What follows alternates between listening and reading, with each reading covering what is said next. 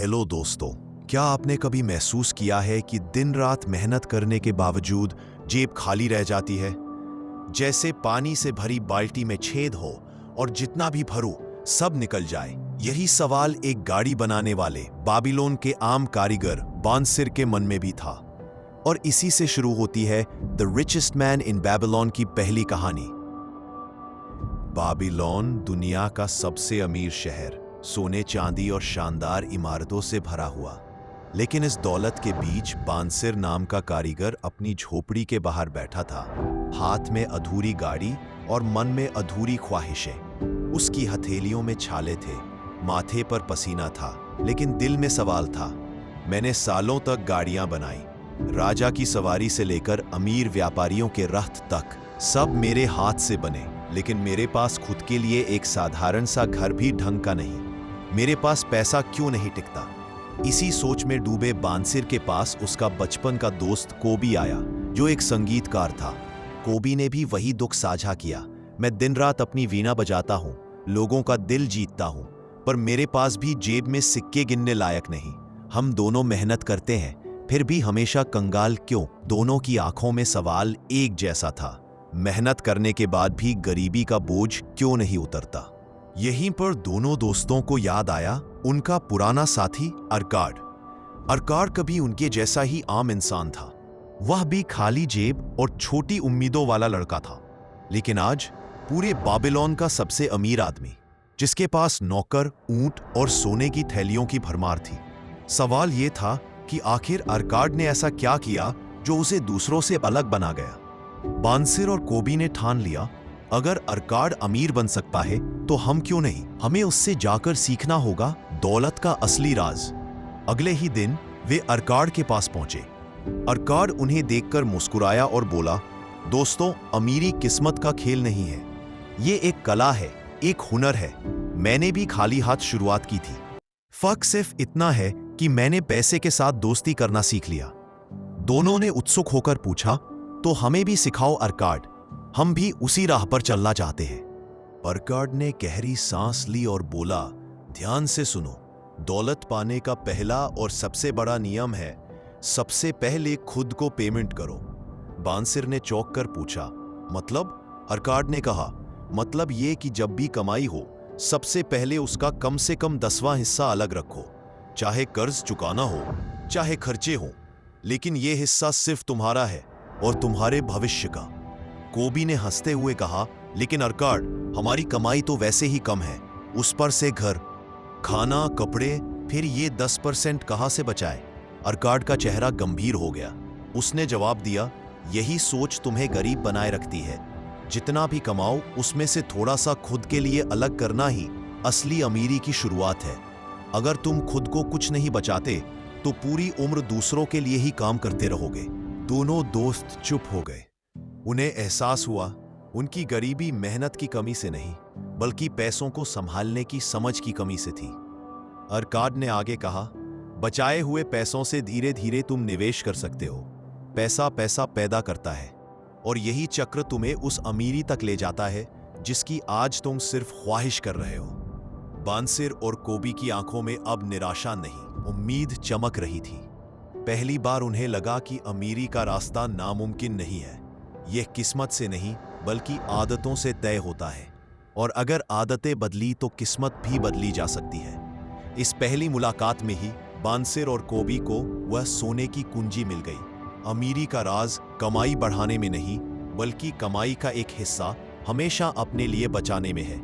और यहीं से उनकी यात्रा शुरू हुई, गरीबी से निकलकर अमीरी की ओर। चैप्टर 2, अमीर बनने का रहस्य। बाबिलोन की गलियां उस दिन कुछ अलग ही लग रही थी। सूरज की रोशनी ऊंची दीवारों से छनकर आती थी और बाजार में सोने चांदी की खनक हर किसी के दिल को ललचा रही थी। लेकिन इस चकाचौंध के बीच बानसिर और कोबी के दिमाग में सिर्फ एक बात घूम रही थी। अरकाद ने हमें जो पहली सीख दी है, क्या वही अमीरी का दरवाजा खोलने की चाबी है? वे दोनों फिर से अरकाद के पास पहुंचे। इस बार उनके साथ और भी लोग थे। बाबिलोन के आम लोग, कारीगर, मजदूर, व्यापारी, सबके सब एक ही सवाल लेकर आए थे। हर कोई जानना चाहता था कि आखिर कैसे कोई गरीब इंसान दुनिया का सबसे अमीर आदमी बन सकता है। अरकाद, लोगों के बीच बैठा और शांत स्वर में बोला, दोस्तों, मैं भी कभी तुम्हारी तरह गरीब था, जेब खाली, सपने अधूरे और मन में सवाल भरे हुए। लेकिन एक दिन मैंने ठान लिया, मुझे गरीब नहीं रहना है। और तभी मुझे अपने गुरु से वो ज्ञान मिला जिसने मेरी जिंदगी बदल दी। भीड़ में सन्नाटा छा गया। हर कान अरकाद की बातों को पकड़ना चाहता था। अरकाद ने कहा, मेरे गुरु एक अमीर साहूकार थे। मैंने उनसे पूछा, गुरुजी, आप अमीर कैसे बने? उन्होंने मुस्कुराकर मुझे पहली और सबसे जरूरी सीख दी, सबसे पहले खुद को पेमेंट करो। लोगों में से एक ने सवाल किया, लेकिन अगर हम खुद को पहले देंगे तो परिवार और कर्ज का क्या होगा? अरकाद ने जवाब दिया, अगर तुम हर महीने अपनी कमाई का 10वां हिस्सा भी बचाते हो तो भी तुम्हारे पास बाकी 90% है खर्च करने के लिए। लेकिन अगर तुम बचत नहीं करते तो चाहे 100% हो या 1000%, अंत में जेब खाली ही रहेगी। बांसीर और कोबी को पिछली मुलाकात की बातें याद आईं। अब वे समझ रहे थे कि अमीरी किस्मत या मेहनत पर नहीं बल्कि आदतों पर टिकती है। पर गार्ड ने आगे कहा, दूसरी बात यह है कि केवल बचाना ही काफी नहीं। जो पैसा तुम बचाते हो उसे सोने की तरह निष्क्रिय मत छोड़ो, उसे निवेश करो ताकि वह तुम्हारे लिए काम करे। पैसा तुम्हारा सबसे वफादार सेवक है। अगर तुम उसे सही काम पर लगाओगे तो वह तुम्हारे लिए और पैसे पैदा करेगा। कोबी ने उत्सुक होकर पूछा, लेकिन सही काम कैसे चुने? कई बार हम निवेश करते हैं और पैसा डूब जाता है।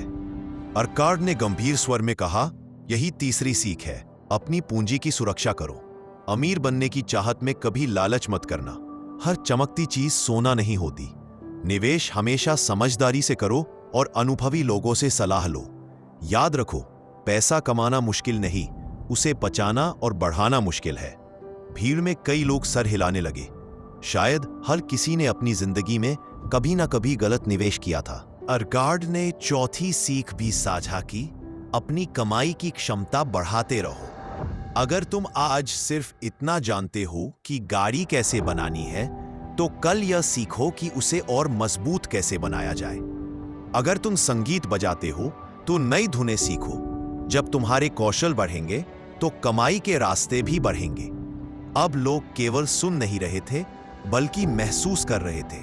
उन्हें लग रहा था कि ये बातें उनके जीवन की हकीकत को बदल सकती है। अरकाद ने अंत में कहा, गरीब और अमीर के बीच फर्क कमाई का नहीं, सोच का है। गरीब सोचता है कि पैसा आया और चला गया। अमीर सोचता है कि पैसा आया, अब इसे कैसे संभालूं और बढ़ाऊं। अगर तुम भी यही सोच अपनाओगे तो बाबिलोन में हर कोई अमीर बन सकता है। बांसिर और कोबी की आंखों में चमक आ चुकी थी। उन्हें अब अमीरी का रास्ता दिखने लगा था। वे जानते थे कि यह आसान सफर नहीं होगा, लेकिन दिशा सही मिल चुकी थी और दिशा ही सबसे बड़ा मार्गदर्शन होती है। इस तरह अरकाद ने लोगों को समझाया कि अमीरी कोई जादू नहीं है, ये उन छोटे छोटे नियमों का परिणाम है जिन्हें रोजमर्रा की जिंदगी में अपनाना होता है। बचत, निवेश, सुरक्षा और आत्मविकास, यही 4 स्तंभ अमीरी की इमारत को मजबूत बनाते हैं।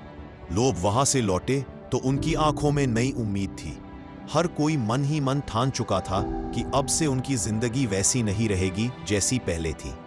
बांसिर और कोबी के लिए यह सिर्फ शुरुआत थी, लेकिन यही शुरुआत एक नई कहानी का आधार बनने वाली थी। चैप्टर 3, खाली बटुए के साथ इलाज। बाबिलोन के राजमहल में एक दिन अजीब सी हलचल थी। राजा खुद चिंतित बैठा था। उसने अपने मंत्रियों से कहा, हमारे राज्य में सोने चांदी की भरमार है, व्यापार खूब चलता है, लेकिन फिर भी जनता गरीब क्यों है? क्यों अधिकांश लोगों की जेब खाली रहती है? मंत्रियों के पास कोई संतोषजनक जवाब नहीं था। राजा ने आदेश दिया, हमें सबसे अमीर आदमी को बुलाओ, वही हमें बताएगा कि गरीबी से मुक्ति कैसे मिलेगी। और इस तरह अरकाद को दरबार में बुलाया गया। दरबार में सन्नाटा था। राजा ने कहा, अरकाद, तुम बाबिलोन के सबसे अमीर आदमी हो, बताओ गरीब जनता को अमीर कैसे बनाया जा सकता है? उन्हें ऐसी शिक्षा दो जिससे उनके खाली बटुए भर सके। अरकाद ने विनम्रता से सिर झुकाया और कहा, महाराज, अमीरी कोई रहस्य नहीं, यह 7 आसान नियमों का परिणाम है। अगर जनता इन्हें अपनाए तो उनके बटुए कभी खाली नहीं रहेंगे। भीड़ उत्सुक हो उठी। सभी ने कान खोलकर सुनने की तैयारी की। पहला इलाज, खुद को सबसे पहले पेमेंट करो। अर्काड ने कहा, हर कमाई से कम 10वां हिस्सा अलग बचाओ। चाहे तुम्हारी आय कम हो या ज्यादा, बचत तुम्हें अमीरी की राह पर ले जाएगी। अगर तुम खुद को पहले पेमेंट नहीं करोगे तो पूरी उम्र दूसरों की जेब भरने में निकल जाएगी। दूसरा इलाज, अपने खर्च पर काबू रखो। उसने आगे कहा, लोग अक्सर कहते हैं कि खर्चे बहुत हैं, इसलिए बचत नहीं हो पाती। लेकिन सच ये है कि इच्छाएं कभी खत्म नहीं होती। खर्चों को जरूरत और चाहत में बांटो। जरूरी चीजों पर खर्च करो, बाकी पर लगाम कसो। तीसरा इलाज, अपनी बचत को काम पर लगाओ। अर्काड ने मुस्कुराते हुए कहा, बचत को तिजोरी में बंद मत करो, उसे निवेश करो। पैसा अगर निष्क्रिय पड़ा है तो वह सिर्फ सिक्का है, लेकिन जब उसे काम पर लगाओगे तो वही पैसा तुम्हारे लिए और पैसा कमाएगा। चौथा इलाज, अपने धन की सुरक्षा करो। भीड़ में से किसी ने पूछा, अगर निवेश गलत हो जाए तो? अर्काद ने जवाब दिया, यही सबसे बड़ी गलती है जो लोग करते हैं। लालच में आकर बिना सोचे समझे पैसा लगा देते हैं। निवेश हमेशा अनुभवी और समझदार लोगों की सलाह से करो। याद रखो, पूंजी की रक्षा सबसे पहले है। पांचवा इलाज, अपने घर को आय का स्रोत बनाओ। अर्काद ने समझाया, किराए पर रहने की बजाय अपना घर लो। घर तुम्हें स्थिरता देता है और अतिरिक्त आय के मौके भी। जो इंसान अपना घर रखता है वह दूसरों पर निर्भर नहीं होता। छठा इलाज, भविष्य की तैयारी करो। उसने कहा, जीवन छोटा है लेकिन जिम्मेदारियां बड़ी। बुढ़ापे, परिवार और आने वाले दिनों के लिए आज से ही तैयारी करो। बीमा, निवेश और सुरक्षित साधन चुनो ताकि आने वाले सालों में तुम्हें चिंता न करनी पड़े। सातवां इलाज, अपनी कमाई की क्षमता बढ़ाओ। अर्काद ने अंत में कहा, सबसे बड़ा खजाना तुम्हारे भीतर है, तुम्हारी स्किल्स। उन्हें लगातार सुधारो, नई चीजें सीखो, ज्ञान बढ़ाओ। जितना बेहतर तुम बनोगे उतने ज्यादा मौके तुम्हें मिलेंगे। राजा और दरबार के लोग गहरी सोच में पड़ गए। यह 7 सरल नियम सुनने में तो आसान लग रहे थे, लेकिन उनके प्रभाव अपार थे। अर्काद ने कहा, अगर जनता इन 7 नियमों को अपनाए तो बाबिलोन का कोई नागरिक गरीब नहीं रहेगा। उस दिन से बाबिलोन में बदलाव की लहर चल पड़ी। लोग अपनी कमाई का हिस्सा बचाने लगे, खर्चों पर काबू पाने लगे, समझदारी से निवेश करने लगे। धीरे धीरे पूरे शहर की तस्वीर बदलने लगी और यही था अर्काद का सबसे बड़ा योगदान। उसने केवल अपनी अमीरी तक बात नहीं रखी, बल्कि पूरे समाज को अमीरी की राह दिखा दी। चैप्टर 4, भाग्य देवी से मुलाकात। बाबिलोन की गलियों में एक शाम चहल पहल थी। हर ओर लोग अपने अपने कामों में व्यस्त थे, लेकिन कुछ नौजवान चर्चा में डूबे थे। उनके बीच सवाल था, दौलत किसे मिलती है? क्या यह मेहनत से आती है या किस्मत से? बहस लंबी खिंच गई। कोई कहता, पैसा किस्मत वालों के पास ही आता है। कोई बोलता, मेहनत करो, सब मिल जाएगा। इस उलझन को सुलझाने के लिए उन्होंने तय किया कि बाबिलोन के सबसे अमीर आदमी अर्काद से मिलना चाहिए। आखिर वह किस्मत से अमीर बना या मेहनत से? अगले दिन वे अर्काद के पास पहुंचे। उनके चेहरों पर जिज्ञासा थी। अर्काद ने उन्हें बैठने का इशारा किया और पूछा, क्या सोच रहे हो दोस्तों? उनमें से एक ने कहा, गुरुजी, हम सब बहस कर रहे थे कि दौलत मेहनत से मिलती है या भाग्य से। हमें सच्चाई बताइए। अर्काद मुस्कुराया और बोला, भाग्य देवी हर किसी के जीवन में आती है, लेकिन सिर्फ उन्हीं का हाथ थामती है जो मौके को पहचानते हैं। अमीरी का रहस्य सिर्फ किस्मत नहीं, बल्कि तैयारी और साहस है। किस्मत तभी दरवाजा खटखटाती है जब तुम उसे खोलने के लिए तैयार हो। भीड़ में सन्नाटा छा गया। हर कोई ध्यान से सुनने लगा। अर्काड ने एक कहानी सुनाई। उसने कहा, कई साल पहले एक व्यापारी ने मुझे सोने की थैली देने का प्रस्ताव रखा था अगर मैं उसका हिसाब किताब संभालूं। लेकिन मैं टाल गया, डर गया कि कहीं गलती हो गई तो मुसीबत में पड़ जाऊंगा। बाद में वही मौका किसी और ने पकड़ लिया और उसने अमीरी की नींव रखी। तब मैंने सीखा कि मौके डरपोक लोगों को छोड़कर बहादुरों का साथ देते हैं। उसने आगे कहा, भाग्य देवी आलसी और डरपोक लोगों से दूर भागती है, लेकिन जो इंसान मौके को पहचानता है, तेजी से निर्णय लेता है और मेहनत करने को तैयार रहता है, भाग्य देवी उसी की जेब में सोने की थैलियां भर देती है। नौजवानों में से एक ने पूछा, लेकिन अगर हम गलत निर्णय ले ले तो? अर्काड ने गहरी आवाज में कहा, गलती हर किसी से होती है, लेकिन वही इंसान अमीर बनता है जो गलती से सीख ले और फिर से कोशिश करे। जो सिर्फ डर कर बैठा रहे उसके पास ना अमीरी आती है न अनुभव। उसने और स्पष्ट करते हुए कहा, देखो, किस्मत एक नदी की तरह है। जो उसमें कूदता है वही लहरों को पार करता है। किनारे पर खड़े होकर इंतजार करने वाला हमेशा खाली हाथ रह जाता है। जिंदगी में मौके बार बार नहीं आते। अगर वे आते भी हैं तो सिर्फ तैयार लोगों को पहचानते हैं। युवाओं के चेहरे चमक उठे। उन्हें समझ में आने लगा कि अमीरी किस्मत की मेहरबानी नहीं, बल्कि सही समय पर सही कदम उठाने का नतीजा है। अर्काड ने अंत में कहा, याद रखो, मेहनत से ही किस्मत की देवी प्रभावित होती है। तुम्हारी तैयारी, तुम्हारी मेहनत और तुम्हारी हिम्मत ही उसे तुम्हारे दरवाजे तक लाती है। जो बैठा बैठा किस्मत बदलने का इंतजार करता है, उसकी जिंदगी इंतजार में ही गुजर जाती है। उस दिन युवाओं ने ठान लिया कि अब वे मौके का इंतजार नहीं करेंगे, बल्कि हर अवसर को पकड़ेंगे और उससे सीखेंगे। वे जानते थे कि भाग्य देवी उन्हें तभी अपनाएगी जब वे खुद कदम बढ़ाएंगे। बाबिलोन की गलियां अब भी वैसी ही थी, लेकिन इन युवाओं की सोच बदल चुकी थी। उनके लिए अब अमीरी का मतलब सिर्फ सिक्कों से भरी थैली नहीं, बल्कि मौके को पकड़ने की हिम्मत था। चैप्टर 5, सोने का 5वां नियम। बाबिलोन की अकादमी में उस दिन खास माहौल था। छात्रों, व्यापारियों और कारीगरों की भीड़ उमड़ी हुई थी। सबका मकसद एक ही था, अर्काद से धन के नियम सीखना। पिछले दिनों वह 4 नियम बता चुका था और आज वह 5वें तथा सबसे अहम नियम पर बात करने वाला था। अर्काद ने सभा की ओर देखा और शांत स्वर में कहा, दोस्तों, सोना कमाना कठिन नहीं है, पर उसे संभालना और सही दिशा में बढ़ाना कठिन है। आज मैं तुम्हें 5वां नियम बताऊंगा। अपनी कमाई की क्षमता को लगातार बढ़ाओ। लोगों में हलचल हुई। किसी ने पूछा, गुरुजी, इसका मतलब क्या है? अर्काद ने मुस्कुराते हुए कहा, सोचो, अगर तुम एक कारीगर हो और हर दिन वही काम उसी तरह करते हो तो तुम्हारी कमाई हमेशा सीमित रहेगी। लेकिन अगर तुम अपने हुनर को निखारते हो, नई तकनीक सीखते हो, तो तुम्हारी कीमत बढ़ेगी और कमाई भी। उसने उदाहरण दिया, जब मैं जवान था तब लिखना पढ़ना बमुश्किल आता था, लेकिन मैंने खुद पर मेहनत की, गणना सीखी, व्यापारियों की किताबें संभालना सीखा। धीरे धीरे मेरी योग्यता बढ़ी और लोगों ने मुझ पर भरोसा करना शुरू किया। यही भरोसा मेरे लिए सोने की थैलियों का दरवाजा बना। भीड़ में बैठे एक युवक ने कहा, लेकिन गुरुजी, कभी कभी लगता है कि मेहनत करने पर भी फल नहीं मिलता। अर्काद ने गंभीरता से उत्तर दिया, फल तुरंत नहीं मिलता, लेकिन वह आता जरूर है। जैसे किसान बीज बोने के बाद धैर्य से बारिश और मौसम का इंतजार करता है। वह जानता है कि बीज मिट्टी के भीतर मेहनत कर रहा है। वैसे ही तुम्हारा ज्ञान और कौशल धीरे धीरे तुम्हारे लिए मौके पैदा करेगा। फिर उसने समझाया, यह नियम सिर्फ पढ़ाई या कारीगरी पर नहीं, बल्कि हर क्षेत्र पर लागू होता है। व्यापारी अगर नए बाजारों के बारे में जाने, किसान अगर नई फसलें उगाना सीखे, संगीतकार अगर नई धुनें सीख ले, तो उनकी कमाई कई गुना बढ़ सकती है। हर दिन थोड़ा थोड़ा सीखना ही अमीरी की सबसे बड़ी गारंटी है। सभा में बैठे लोग अब सिर हिला रहे थे। उन्हें महसूस हुआ कि वे अक्सर यही गलती करते हैं। कमाई बढ़ाने के लिए मेहनत तो करते हैं, लेकिन खुद को बेहतर बनाने पर उतना ध्यान नहीं देते।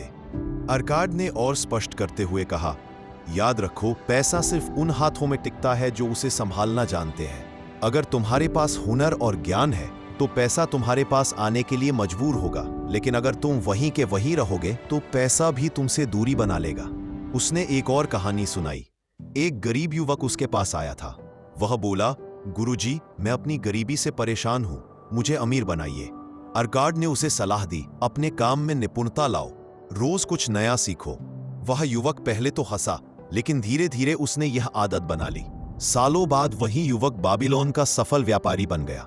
उसने अर्काड से कहा, गुरुजी, सच है कि सोने से बड़ा खजाना ज्ञान है। सभा में सन्नाटा छा गया। हर चेहरा गहरी सोच में था। अर्काड ने अंत में कहा, सोने के नियम तुम्हें अमीर बनाते हैं, लेकिन 5वां नियम तुम्हें हमेशा अमीर बनाए रखता है। अगर तुम खुद की क्षमता बढ़ाते रहोगे तो कोई भी स्थिति तुम्हें गरीब नहीं कर सकती। सोना आता जाता रहेगा, लेकिन तुम्हारा हुनर हमेशा तुम्हारे साथ रहेगा। उस दिन लोग वहां से लौटे तो उनके कदम हल्के थे, लेकिन मन भारी विचारों से भरा था।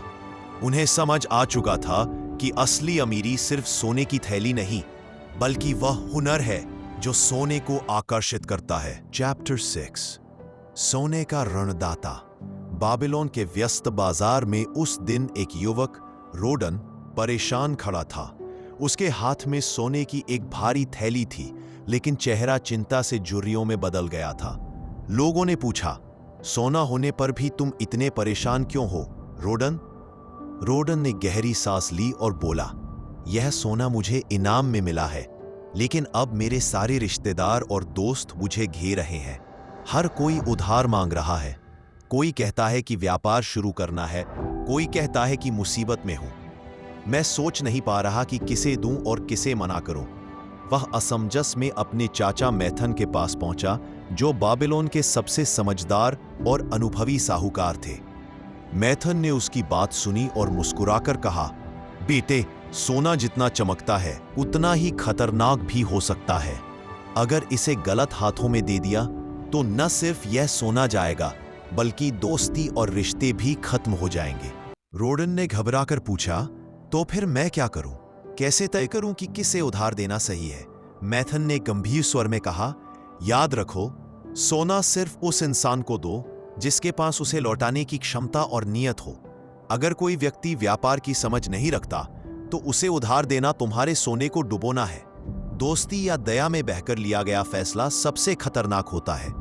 उसने आगे कहा, सोने का असली ऋणदाता वही है जो समझदारी से जांच करे। उधार देने से पहले सोचो, क्या यह व्यक्ति वाकई में इतना काबिल है कि जो काम शुरू करेगा उसमें सफल होगा? क्या उसके पास अनुभव है? अगर नहीं, तो बेहतर है कि उसे साफ मना कर दो। मना करने से शायद रिश्ता थोड़ा ठंडा हो जाए, लेकिन कम से कम सोना और भविष्य सुरक्षित रहेगा। रोडन गहरी सोच में पड़ गया। उसे समझ आया कि सोना सिर्फ बांटने की चीज नहीं है, यह जिम्मेदारी है। मैथन ने उसे एक और सीख दी, हमेशा याद रखो, सोने की सुरक्षा पहले है, मुनाफा बाद में। अगर किसी निवेश में खतरा ज्यादा है तो उसमें कदम रखने से अच्छा है कि इंतजार करो। लालच में आकर कई लोग कंगाल हो जाते हैं। उसने एक उदाहरण दिया, कई साल पहले मेरे पास भी लोग आए थे, कहते थे कि दूर देशों में सोना खदानों से निकाला जाएगा, उसमें निवेश करो। मैंने जांच की और समझा कि उनमें कोई ठोस आधार नहीं है। मैंने अपना सोना बचा लिया, लेकिन जो लोग लालच में गए सब कुछ गंवा बैठे। रोडन अब हल्का महसूस कर रहा था। उसे समझ आ गया था कि सच्ची समझदारी सिर्फ सोना पाना नहीं, बल्कि उसे सुरक्षित रखना है। मैथन ने अंत में कहा, बेटे, अगर तुम अपने सोने को सही दिशा दोगे तो वह तुम्हारे लिए और सोना पैदा करेगा, लेकिन अगर बिना सोचे समझे उधार दोगे तो यह सोना हमेशा के लिए तुमसे विदा हो जाएगा। याद रखो, सोने को अपने लिए काम करना सिखाओ, न कि दूसरों की मूर्खता पर लुटाओ। रोडन ने सिर झुकाकर हामी भरी। उसने तय किया कि अब वो हर फैसले में धैर्य और समझदारी रखेगा। उसके लिए सोना अब सिर्फ चमकती थैली नहीं रहा, बल्कि जिम्मेदारी और विवेक का प्रतीक बन गया। उस दिन बाबिलोन की गलियों में चलते हुए रोडन के कदम पहले से कहीं मजबूत थे, क्योंकि अब उसके पास सोना ही नहीं, बल्कि उसे संभालने की अक्ल भी थी। चैप्टर 7, बाबिलोन की दीवारें। बाबिलोन दुनिया का सबसे धनी और शानदार नगर। उसके ऊंचे महल, सुनहरी बाजारें और चहल पहल भरी गलियां हर आने वाले को मोहित कर देती थी। लेकिन बाबिलोन की असली पहचान सिर्फ उसकी समृद्धि से नहीं थी, बल्कि उन विशाल और अभेद्य दीवारों से थी जो पूरे नगर को घेरे हुए थी।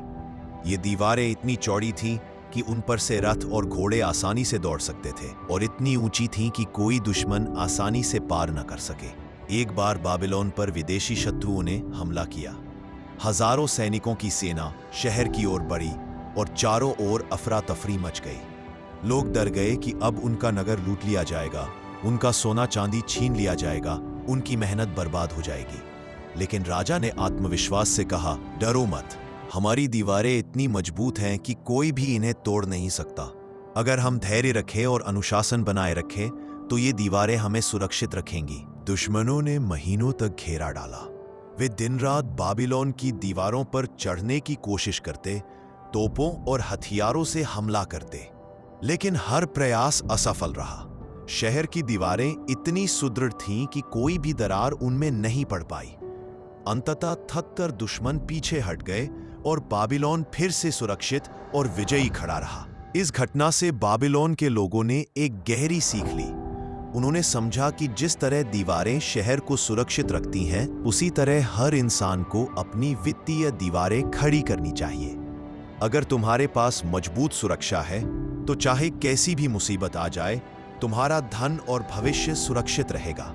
अरकाद ने इस उदाहरण से लोगों को सिखाया, हमारी जिंदगी भी बाबिलोन जैसी है। अगर हम सुरक्षा की दीवारें खड़ी नहीं करेंगे तो अचानक आने वाली मुश्किलें हमें गिरा सकती हैं। बीमारी, बुढ़ापा, हादसे या अचानक खर्च, ये सब जीवन के शत्रु है। लेकिन अगर हमने पहले से तैयारी की है, बचत और निवेश की दीवारें खड़ी की हैं, तो कोई भी संकट हमें हिला नहीं सकता। उसने आगे कहा, समृद्धि सिर्फ कमाई करने से नहीं आती, बल्कि सुरक्षा से आती है। घर, बीमा, बचत और भविष्य की योजना, ये सब हमारी जिंदगी की दीवारें हैं। जो इंसान इन्हें बनाता है वही जीवन की लड़ाइयों में जीतता है। लोग ध्यान से सुनते रहे। उन्हें समझ आ रहा था कि बाबिलोन की अमीरी सिर्फ सोने और व्यापार से नहीं, बल्कि दूरदर्शिता और सुरक्षा से भी बनी थी। उस दिन से बाबिलोन के नागरिकों ने अपनी जिंदगी में यह नियम अपनाया, पहले सुरक्षा फिर समृद्धि। उन्होंने अपने परिवारों को सुरक्षित किया, भविष्य के लिए तैयारी की और अमीरी को स्थायी बनाया। बाबिलोन की दीवारें आज भी यह कहानी कहती हैं, मजबूत सुरक्षा ही असली अमीरी है। चैप्टर 8, बाबिलोन का ऊंट व्यापारी। रेगिस्तान की तपती धूप में एक काफिला धीरे धीरे आगे बढ़ रहा था। ऊंटों की लंबी कतार, उन पर लदी थैलियां और व्यापारी सब मिलकर दूर दूर के देशों में व्यापार करने जा रहे थे। उस काफिले का नेतृत्व करता था दाबासिर, जिसे लोग बाबिलोन का ऊंट व्यापारी कहते थे। लेकिन दाबासिर की कहानी सिर्फ ऊंटों या व्यापार की नहीं थी, बल्कि संघर्ष, कर्ज और आत्मविश्वास की कहानी थी। दाबासिर कभी बाबिलोन का एक साधारण आदमी था। मेहनती जरूर था, लेकिन अपनी कमाई को संभाल नहीं पाता था। उसने फिजूल खर्ची की आदत बना ली और धीरे धीरे कर्ज में डूब गया। उसकी हालत इतनी खराब हो गई कि उसे गुलाम बनकर दूसरों की सेवा करनी पड़ी। वह अपने भाग्य से टूट चुका था, लेकिन उसके भीतर कहीं आग बाकी थी। गुलामी के दिनों में एक दिन उसने खुद से वादा किया, मैं गुलाम पैदा नहीं हुआ हूं, मेरी किस्मत बाबिलोन के अमीरों जैसी है। अगर मैं समझदारी और अनुशासन सीख लूं तो कर्ज से मुक्त होकर फिर से आजाद और समृद्ध हो सकता हूं। दाबासिर ने धीरे धीरे ऊंटों को संभालना सीखा और व्यापार में महारत हासिल की। उसने कमाई के नियम अपनाए, हर कमाई का 10वां हिस्सा बचाना, कर्ज चुकाने की योजना बनाना और अनावश्यक खर्चों को काट देना। उसने अपने कर्जदारों से मुलाकात की और साफ कहा, मैं गुलाम नहीं व्यापारी बनूंगा, मैं तुम्हारा पैसा किस्तों में लौटाऊंगा। उसकी ईमानदारी और दृढ़ निश्चय देखकर सभी तैयार हो गए। वह रोज मेहनत करता, थोड़ा थोड़ा बचाता और कर्ज लौटाता। धीरे धीरे उसकी इज्जत लौट आई। लोग उसे फिर से भरोसेमंद मानने लगे। दाबासिर की कहानी बाबिलोन के लोगों के लिए प्रेरणा बन गई। उसने सबको यह सिखाया कि चाहे हालात कितने भी कठिन क्यों ना हो, अगर इंसान अपने पैसे को सही दिशा में चलाना सीख ले तो वह गरीबी और कर्ज की कैद से निकल सकता है।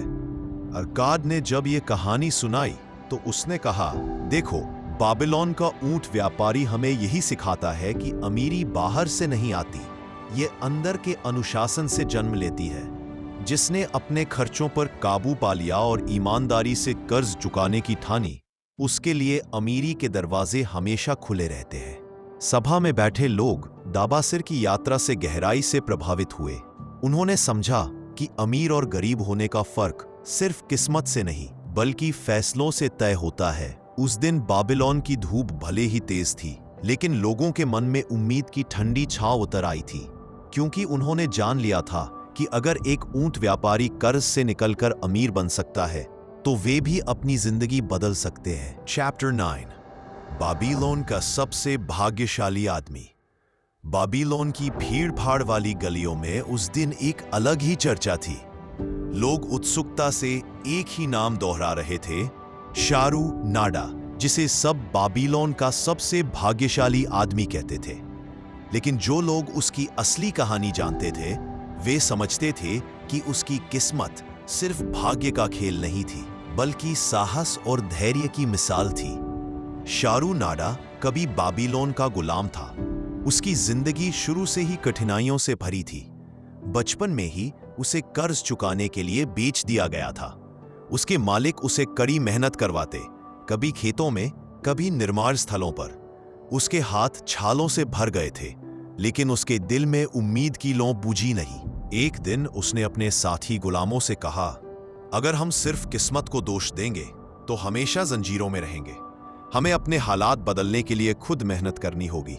आज हम गुलाम हैं, पर अगर मेहनत और ईमानदारी से काम करेंगे तो एक दिन आजाद होकर बाबिलोन के अमीरों में गिने जाएंगे। उसकी सोच पर पहले तो सब हंसे, लेकिन शारूनाडा ने हार नहीं मानी। वह हर काम को पूरी लगन से करता। मालिकों को उसकी ईमानदारी और मेहनत पर भरोसा हो गया।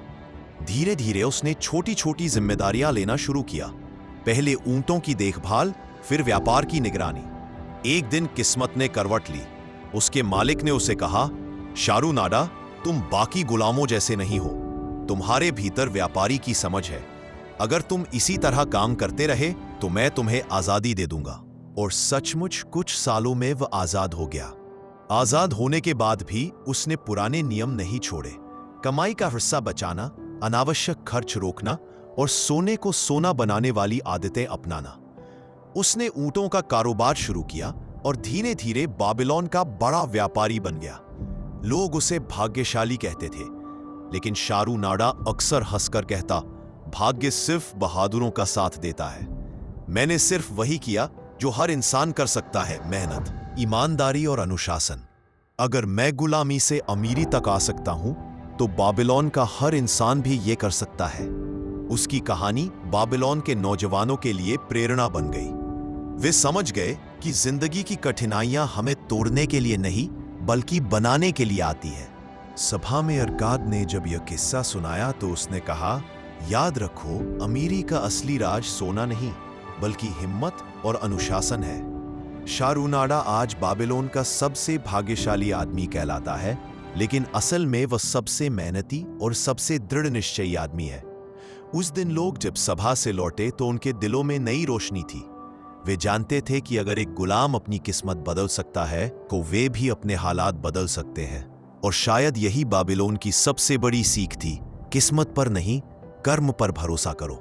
निष्कर्ष, बाबिलोन की शाश्वत सीख। बाबिलोन की धूप ढल रही थी। सुनहरी किरण विशाल दीवारों और भव्य महलों पर पड़ रही थी। बाजार धीरे धीरे शांत हो रहा था, लेकिन लोगों के दिलों में अभी भी एक ही चर्चा गूंज रही थी, अमीर बनने की कला, जिसे उन्होंने अरकाद और अन्य महान व्यक्तियों से सीखी थी। समय के साथ बाबिलोन बदलता गया। नई पीढ़ियां आईं, पुरानी चली गईं, लेकिन जो सबक उस युग ने दिए थे वे कभी पुराने नहीं हुए। बाबिलोन के लोग समझ चुके थे कि अमीरी कोई रहस्य नहीं, बल्कि अनुशासन और बुद्धिमत्ता का परिणाम है। अरकाद ने जिन 5 सुनहरे नियमों की शिक्षा दी थी, अपनी कमाई का एक हिस्सा हमेशा बचाओ, खर्चों को नियंत्रण में रखो, बचाए हुए धन को निवेश करो ताकि वह और कमाए, अपने सोने को नुकसान से बचाओ, सुरक्षित जगह लगाओ, अपनी कमाई की क्षमता लगातार बढ़ाओ। ये नियम सिर्फ पत्थरों पर नहीं लिखे गए, बल्कि लोगों के दिलों में अंकित हो गए। बाबिलोन की कहानियों, ऊंट व्यापारी दाबासिर, ऋणदाता मैथन, भाग्यशाली शारूनाडा, हर एक चरित्र ने यह साबित किया कि कठिनाइयां चाहे कैसी भी हो, इंसान सही आदतों से उन्हें हरा सकता है। किसी ने गुलामी से आजादी पाई, किसी ने कर्ज से अमीरी और किसी ने रिश्तों की उलझनों से समझदारी।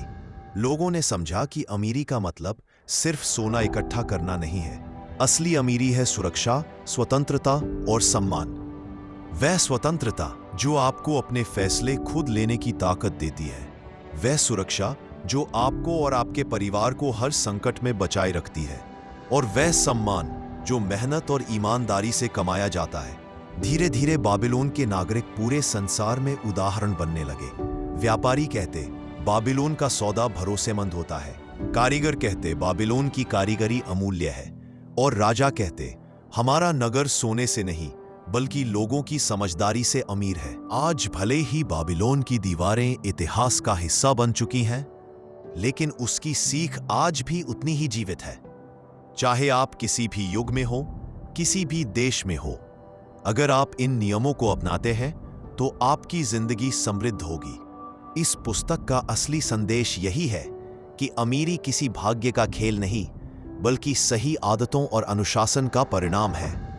हर इंसान, चाहे वह गरीब हो या अमीर, अगर इन नियमों का पालन करे तो वह अपनी जिंदगी को बदल सकता है। और शायद इसी वजह से बाबिलोन आज भी दुनिया का सबसे धनी नगर कहलाता है, क्योंकि उसने हमें सिर्फ सोना नहीं, बल्कि सोना कमाने और संभालने की बुद्धि दी। तो दोस्तों, the richest man in Babylon की इन कहानियों से हमने यह सीखा कि अमीरी किसी जादू या किस्मत का खेल नहीं है। यह सही सोच, अनुशासन और समझदारी से लिए गए फैसलों का परिणाम है। बाबिलोन के पात्रों ने हमें दिखाया कि कमाई का हिस्सा बचाना ही समृद्धि की पहली सीढ़ी है। खर्चों पर नियंत्रण और निवेश की समझ आपको आगे बढ़ाती है। और सबसे जरूरी, खुद को लगातार बेहतर बनाना ही असली अमीरी है।